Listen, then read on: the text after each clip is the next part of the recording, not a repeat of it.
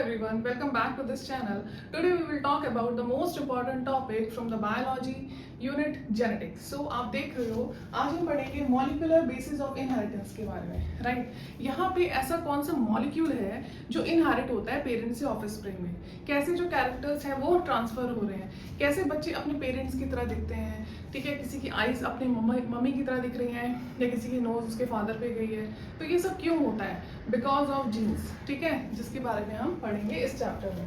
So as you can see यहाँ पे आप क्या कर रहे हो, एक क्वेश्चन देख रहे हो, लिखा हुआ है कि how does life store and transform information from one generation to next generation. कैसे कोई लाइफ जो है वो स्टोर कर रही है इन्फॉर्मेशन को, स्टोर करने के बाद वो क्या कर रही है, ट्रांसफर कर रही है।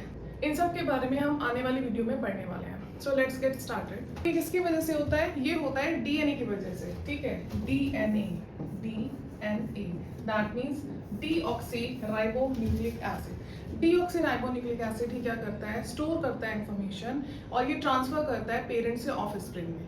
ये कहाँ होता है, ये कैसे वर्क करता है, कैसे अपनी इंफॉर्मेशन को ये ट्रांसलेट कर रहा है और ये कैसे परफॉर्म कर रही है इंफॉर्मेशन अपने आप को, इन सब के बारे में हम आने वाली वीडियो में पढ़ने वाले हैं। So let's get started. Now you can see that कि लिखा हुआ है the language of the life, ठीक है, the language of the life. चाहे प्लांट्स हो, एनिमल्स हो या माइक्रो ऑर्गेनिज्म हो, ये सारे ही क्या करते हैं, स्टोर करते हैं अपने अंदर जेनेटिक इन्फॉर्मेशन। और जो जेनेटिक इन्फॉर्मेशन है वो सब में सेम तरीके से सेम मॉलिक्यूलर लेवल में ही स्टोर होती है। वो होती है किस फॉर्म में? डीएनए की फॉर्म में, ठीक है। डीएनए ही क्या है, ये सभी लिविंग ऑर्गेनिज्म में कॉमन होता है। आप देख रहे हो डीएनए कैसे एक दूसरे से कनेक्ट कर रहा है, राइट? सारे के अंदर डीएनए होता है, सब में इंफॉर्मेशन होती है। Every living organism carry genetic information, चाहे वो ह्यूमन हो, प्लांट हो, एनिमल हो या फिर माइक्रो ऑर्गेनिजम्स हो, right? This information control growth, development and reproduction. इसी इंफॉर्मेशन की मदद से कोई भी ऑर्गेनिज्म ग्रो करता है, उसमें डेवलपमेंट होता है और साथ ही साथ वो क्या करता है, अपनी जनरेशन को आगे बढ़ाता है through reproduction. The blueprint of the life is stored in the nucleic acid. अब क्या बताया जा रहा है, जो ब्लूप्रिंट होता है लाइफ का वो किसके अंदर स्टोर होता है? न्यूक्लिक एसिड के अंदर। न्यूक्लिक एसिड कहाँ होता है? सेल के अंदर। सेल के अंदर न्यूक्लियस होता है दैट कंटेन न्यूक्लिक एसिड। अच्छा, आप देखो यहाँ पे टर्म है ब्लूप्रिंट। ब्लूप्रिंट का मतलब क्या है? सपोज करो कि मैं बोलूँ कि एक बिल्डिंग है, ठीक है, तो एक बिल्डिंग बनाने से पहले क्या होता है, आर्किटेक्ट एक ब्लूप्रिंट रेडी करता है बिल्डिंग बनाने के लिए। सिमिलरली जेनेटिक इन्फॉर्मेशन भी डीएनए के अंदर स्टोर होती है। इसी को बोलते हैं कि ब्लूप्रिंट ऑफ लाइफ होता है, जो कि न्यूक्लिक एसिड में होता है। तो बेसिकली यहाँ पे डीएनए की बात हो रही है। तो आप देखो कैसे डीएनए एक को दूसरे से कनेक्ट कर रहा है, आपको दिखाया जा रहा है। So now as you can see in this slide कि it is a cell. Cell के अंदर यहाँ पे क्या है, छोटा सा न्यूक्लियस होता है और न्यूक्लियस के अंदर आप देख रहे हो यहाँ पे डबल स्टैंडर्ड क्रोमोसोम्स देखने को मिल रहे हैं, राइट? जब आप इसको जूम करते हो, देखते हो, तो ये क्रोमोसोम कैसे होते हैं, कंडेंस्ड होते हैं। क्रोमैटिन थ्रेड्स ही क्या होते हैं, कंडेंस होकर क्रोमोसोम बन जाते हैं। क्रोमोसोम को आप देखोगे तो इसके एक सेगमेंट में आपको यहाँ पे छोटा सा सेगमेंट को अगर आप देखोगे तो इसे बोलेंगे हम क्या है, ये डीएनए। तो डीएनए बेसिकली क्या है, दिस इज व्हाट, जीन, यानी कि a segment of DNA that codes for a functional product, right?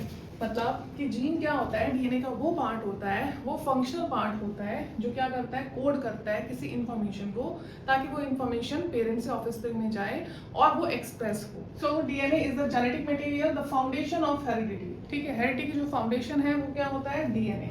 Heredity material मतलब DNA is the material, heredity material in the most organism. ज्यादातर ऑर्गेनिज्म में आपको DNA ही या तो जेनेटिक मटेरियल देखने को मिलेगा। इसके अलावा इसका काम होता है बायोलॉजिकल इंफॉर्मेशन को स्टोर करना और इसे पास करना जेनेटिक इंफॉर्मेशन को पेरेंट्स से ऑफस्प्रिंग्स में। तो इस टॉपिक के जो की कंसेप्ट्स हैं वो क्या है, gene, chromosome, nucleotides and genome. हम इनके बारे में अभी आगे पढ़ेंगे।